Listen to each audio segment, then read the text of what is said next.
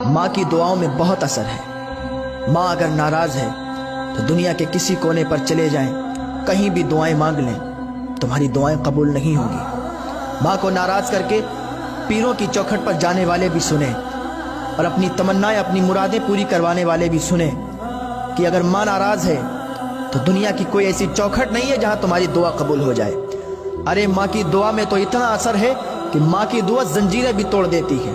हाँ, माँ की दुआ में इतना असर है कि माँ की दुआएं जंजीरों को तोड़ दिया करती हैं। एक बेटा था, उसकी माँ ज़ईफ थी, बूढ़ी थी, लेकिन वो अपनी माँ का वफादार बेटा था, अपनी माँ की खिदमत करने वाला बेटा था। माँ की खिदमत किया करता था, माँ की दुआएं लिया करता था।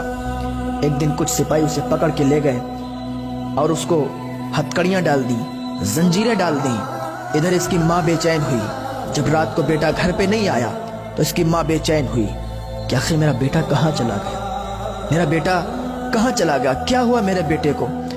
इसकी माँ रोने लगी। इसकी माँ की आंख में आंसू आ गए और उसने अल्लाह की बारगाह में हाथ उठा दिए, ऐ मेरे परवरदिगार, मेरा बेटा जहाँ भी हो उसे सलामती के साथ मेरे पास वापस लौटा दे। या अल्लाह, मेरे बेटे के सिवा मेरा कोई नहीं है। या अल्लाह, मेरे बेटे को मुझे वापस कर दे। जब इतनी दुआ की तो उसके जंजीरें जो पड़ी हुई थी ना पैरों में, टूट गई। अल्लाहु अकबर। जंजीरें टूटी। सिपाहियों ने एक राहिब को बुलाया कि इसकी जंजीरें क्यों टूट गई। राहिब ने देखा और उससे कहा, क्या तेरी माँ जिंदा है?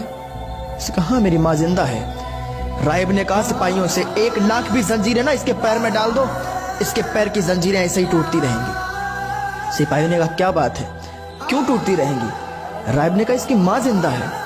इसकी माँ ने उधर हाथ उठाए हुए हैं, इसकी माँ हाथ उठाती है, वो दुआ बाब इजाबत से टकराती है, वो दुआ कबूल हो जाती है, और उसकी जंजीरें तो ऐसे ही टूटती रहेंगी। सिपाहियों ने उसे छोड़ दिया। बेटा दौड़ता हुआ, भागता हुआ अपनी माँ के पास गया, चिपट के रोने लगा। तो माँ की दुआओं में इतना असर है। आजकल लोग अपनी माँ को नाराज करके पीरों की चौखट पर अपनी दुआएं कबूल करवाने के लिए जाते हैं।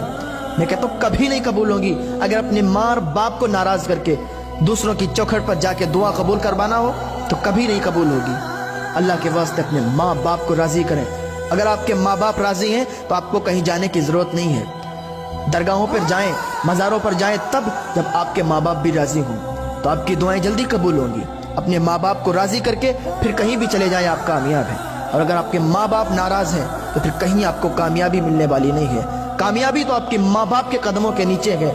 आपके माँ बाप एक बार आपके लिए दुआ कर देंगे ना, आपकी दुआ ऐसे ही कबूल हो जाएगी।